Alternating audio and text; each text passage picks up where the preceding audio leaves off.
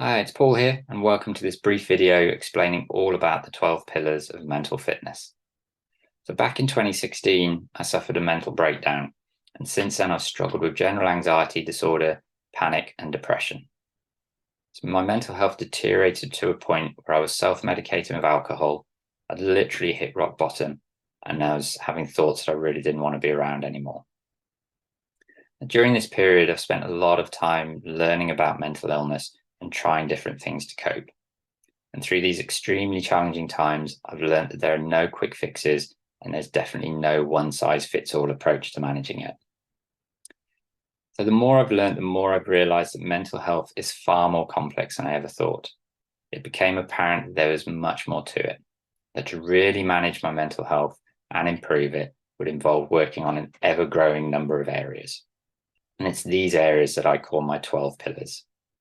So I feel these areas are so important to helping you understand and manage your mental fitness. It's all based on my lived experience.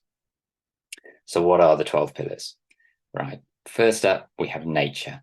Getting outdoors, getting in nature is so important to improving mental fitness. Second up is exercise. We've all heard the benefits. Even if you go for a short walk to a long run, any form of exercise will be beneficial to you. Nutrition, how we fuel our body, how we fuel our mind will have such an important impact on our mental health.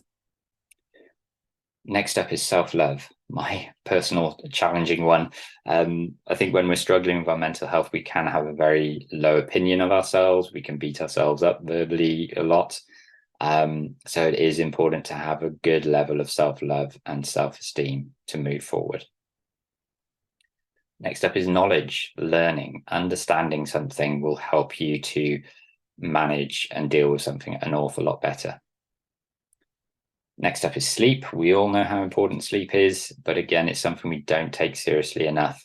So once we learn better sleep patterns, then things will become a lot easier as well. Next up is our emotions. Now, emotions is so key when we're talking about mental health.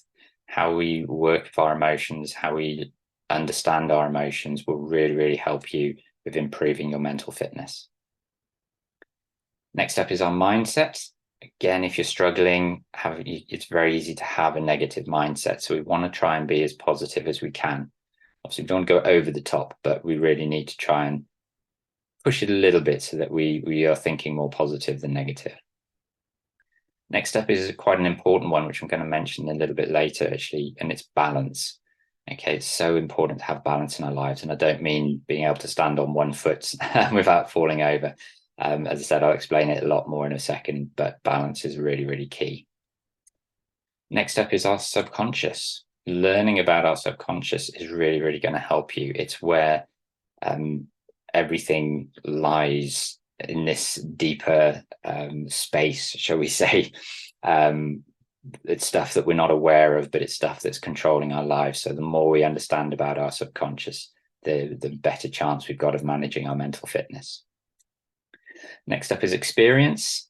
Experience is key. Where we are now, the way our mental health is right now is all based on our experience. And finally, the last one is habits. Okay, we all have good habits, we all have bad habits. And when it comes to mental fitness, it's making sure that we're putting the best habits in place that will help us move forward. So as I mentioned earlier, one of the most important words I've learned through my mental health journey is balance. And it's something I keep coming back to constantly. It's because our body is made up of very complex systems, and we spend most of our time actually mistreating these systems. Okay, we constantly throw our mind and our body out of balance, and that's when we start to struggle both mentally and physically.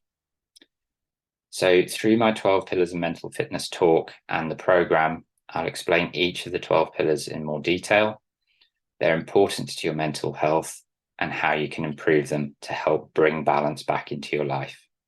And that is by creating strategies to become more resilient in stressful situations. So the 12 pillars of mental fitness work in harmony with each other. Okay, improve one and it will have an impact on the others. Let one slip and then it can have a negative impact on the others. It is a bit of a juggling act, okay, But by using a scoring system you'll learn which areas need improvement and which areas are working well for you. So once you master this juggling act, once you master managing your 12 pillars, you'll be able to get to a level of mental fitness that will benefit you for the rest of your life. As you know, life is a roller coaster, but as long as you monitor your 12 pillars, you'll be able to make tweaks and adjustments that will help you. So, as I said, the 12 pillars of mental fitness is a talk, which I can present in person or online. It's also a program, which is where I actually go into each of the 12 pillars in so much more detail. And that's available as a recording, or I can present it live or in person or online. The 12 pillars of mental fitness is for anybody, okay? Whether you're an individual, you're at a university, colleges, workplace, any kind of organization. It's for anywhere or anyone who wants to take their mental fitness seriously, okay? It might be that you are currently struggling with your own mental fitness, or you just want to put preventative measures in place to ensure that you keep a good level of mental health and mental well-being. Okay, it's for anybody really. So if you want to inquire, if you want to book, please message me through the contact me page on my website, and I'll be more than happy to help, and we can start working on your mental fitness together. Okay, take care and thanks for listening.